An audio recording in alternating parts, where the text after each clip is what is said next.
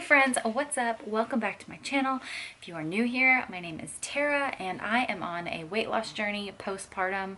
I do have some progress to tell you guys about. I have lost 18 pounds total since I gave birth. However, it's worth noting that I gave birth 15 months ago. It has been a very slow process for me. I definitely have had some issues with my hormones, but I will discuss all of that in a different video. Today, I want to talk to you guys about my 10 tips with getting past depression.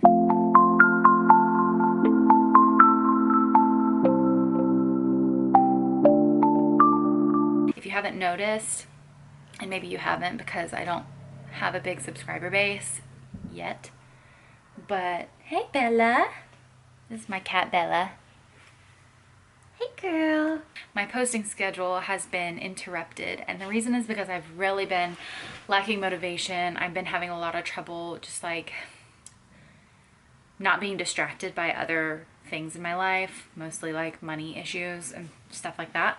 So anyways, I just wanted to tell you guys how I deal with depression and, you know, give you guys a little backstory, because I'm not coming at this from a perspective of a doctor. I'm not a doctor. I'm just someone who's been through depression many times in life.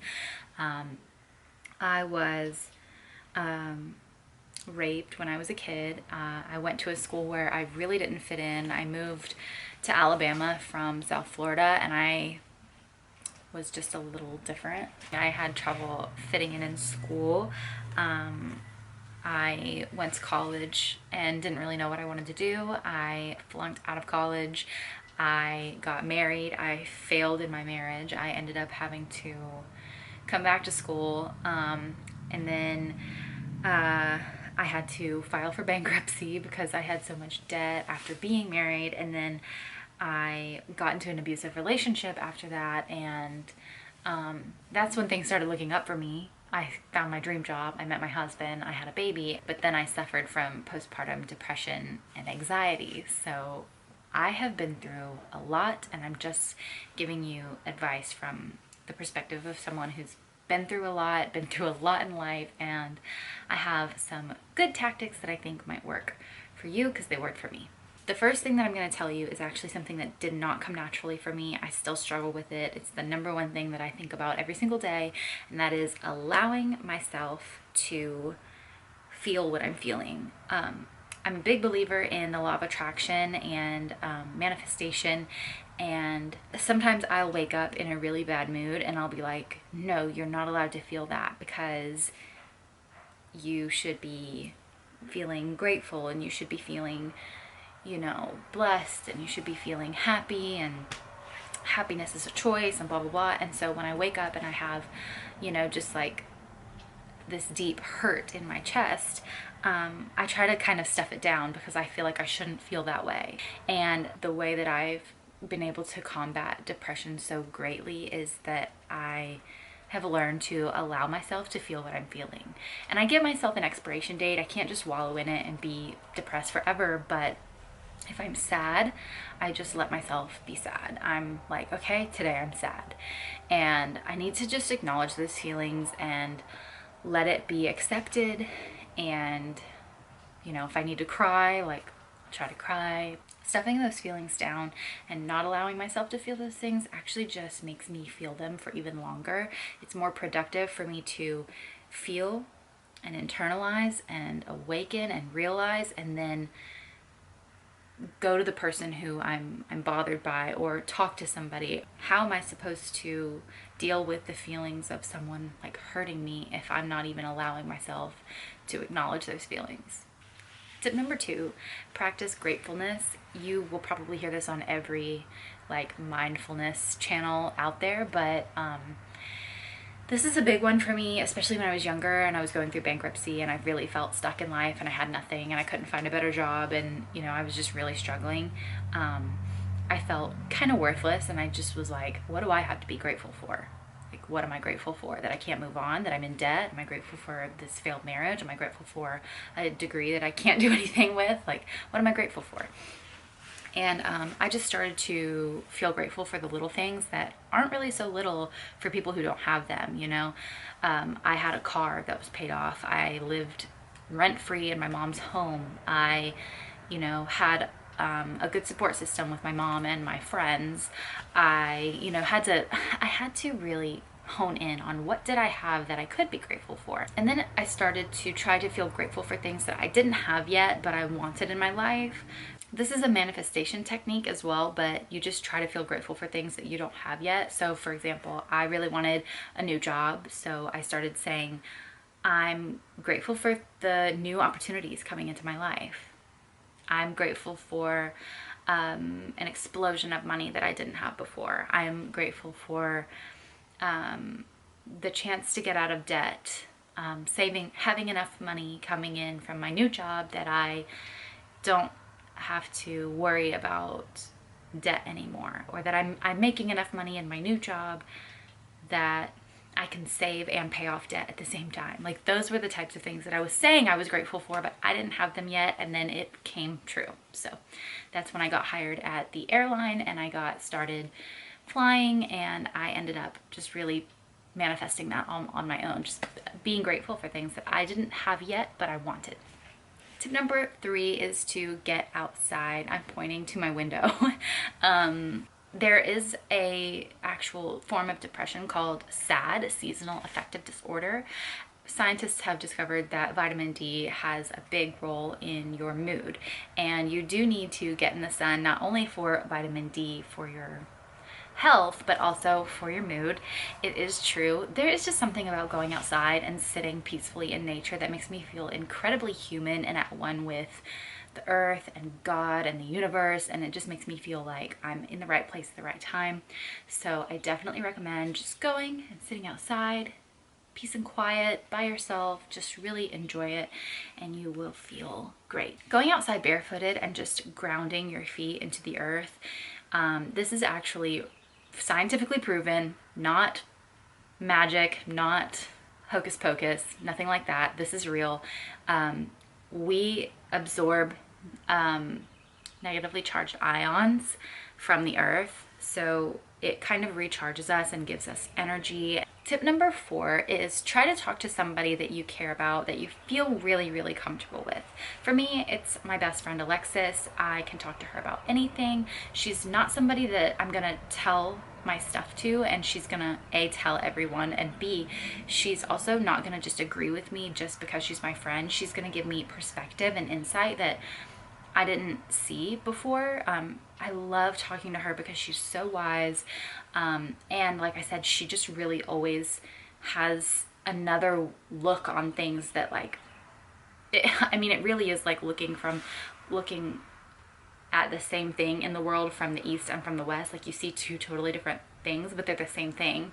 For you, it may not be a friend. For you, it may not be a family member. Maybe you don't have anyone in your life that is really uplifting and on your side about everything, you know, but find a therapist or maybe someone you go to church with or something like that, just because whatever it is that you're going through, get the people supporting you in your corner. You don't want to be confiding in someone who is, you know, like if you're dealing with addiction, you don't want to be confiding in someone who is trying to get you to use that addiction with them. You know what I mean? You can't confide in those people. I'm not saying you have to cut people out of your life, but I am saying you need some cheerleaders, some people who support you, some people who know what is best and have your best interest in heart and not trying to tear you down. Tip number 5 is going to be something else that you're going to say is hocus pocus if you don't believe in this sort of thing.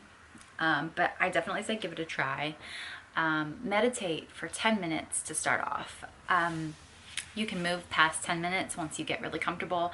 10 minutes feels very, very natural for me. If I'm not trying and I don't set a timer or anything like that, 10 minutes is about the time where I'm like, okay, I'm dead.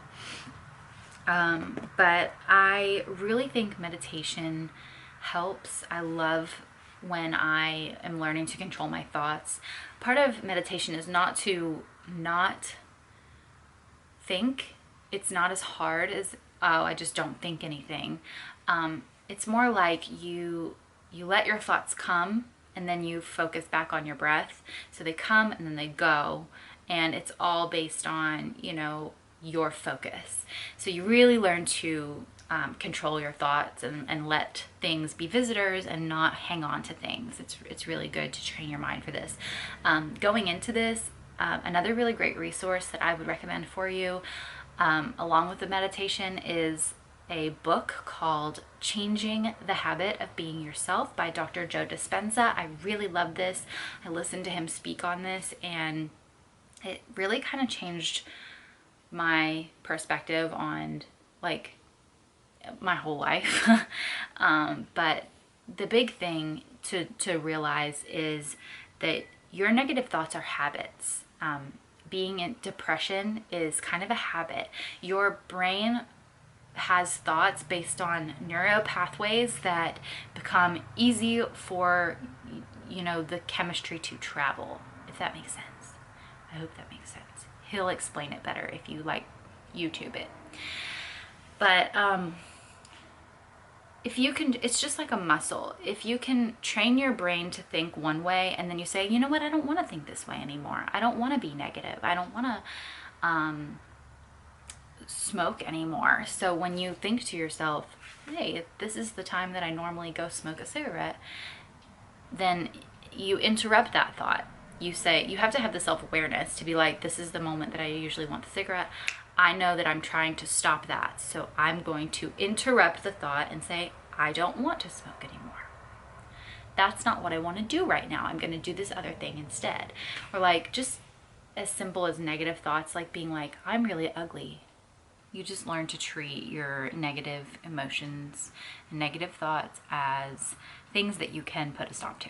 Number 6 and number 7 kind of go hand in hand, but I'm just going to talk about them separately because they are separate. Number 6 is take a cold shower.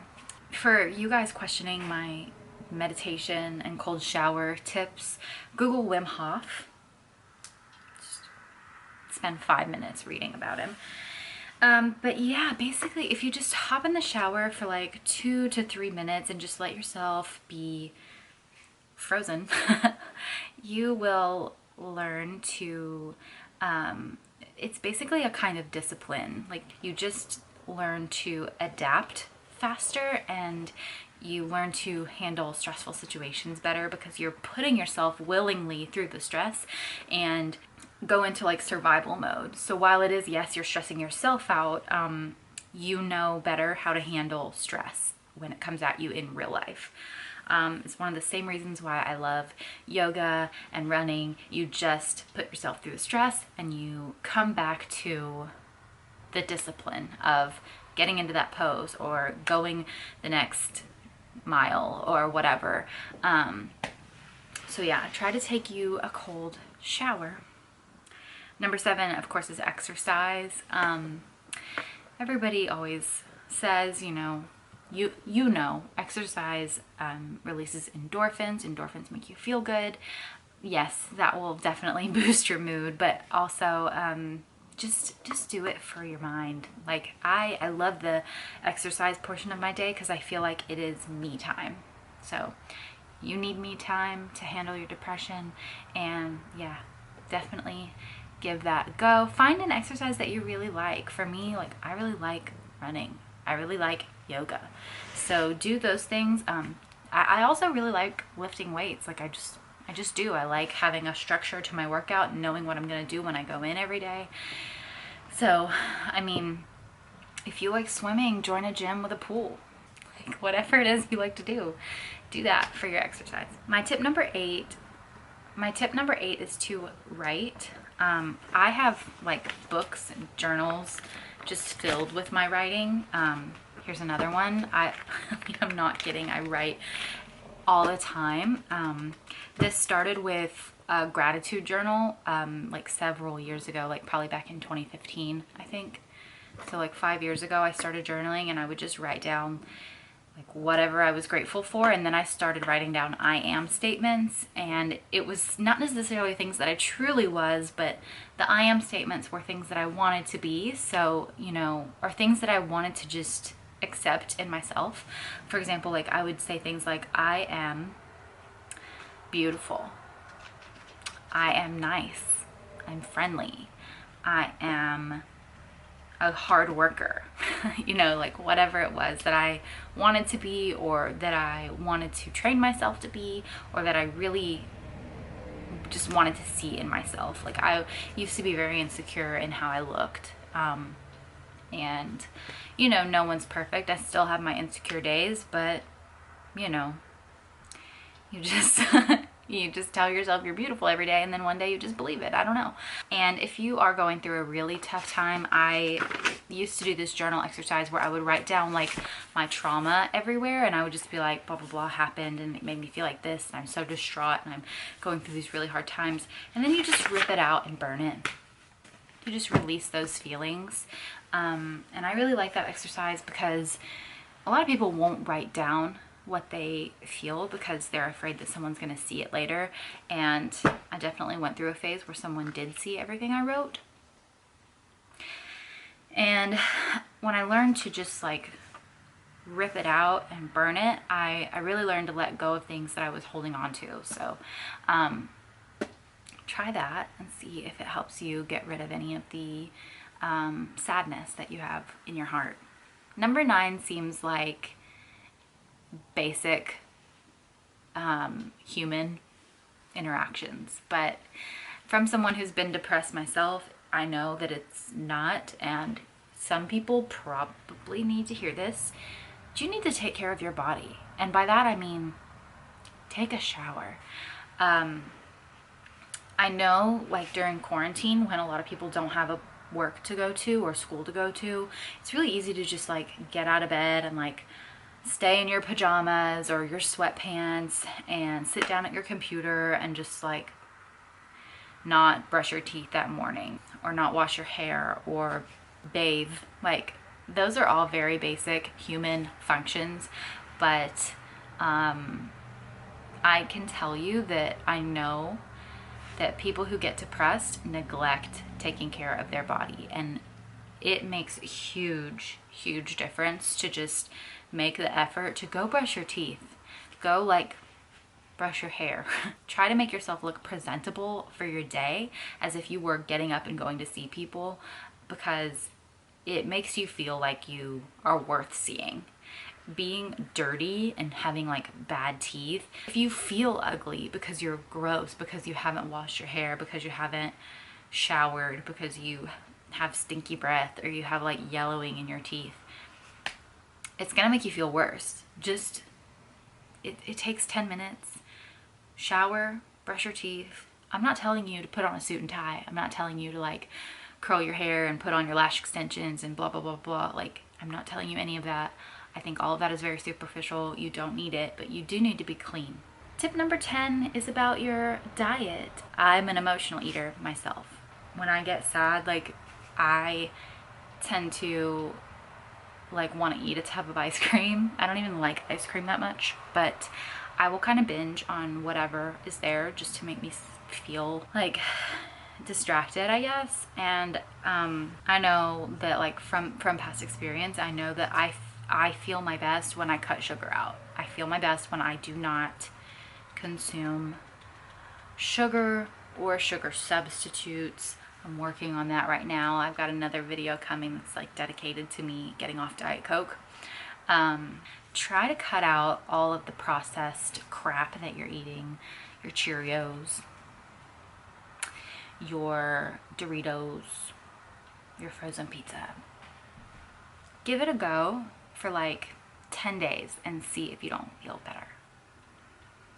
Try to eat whole foods, because your body, your cells are constantly dying and replacing themselves. 14 days and seeing how you feel, because you will be a different person. You will be on your way to being a different person.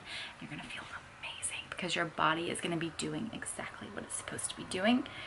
Your body does not know how to process a muffin. Bread in particular, especially bread in the United States, is highly processed. It's barely even food. Your body thinks it's fast. Your body processes it faster than sugar because it really doesn't know what it is. It's like a foreign object. Get the processed crap out of your diet and watch your mind soar. So those are my tips on how to deal with depression. I hope that you are not depressed in this moment, but if you're watching this video, you probably are, or you have been in the past. So I really hope that this helps you deal with it in the future. And yeah, it's all of these tips I have implemented somehow at some point in my life, and I really think that they helped me. So I hope they help you too, and I hope you guys have a great day, great week, and a great life, and I'll see you in the next one. Bye.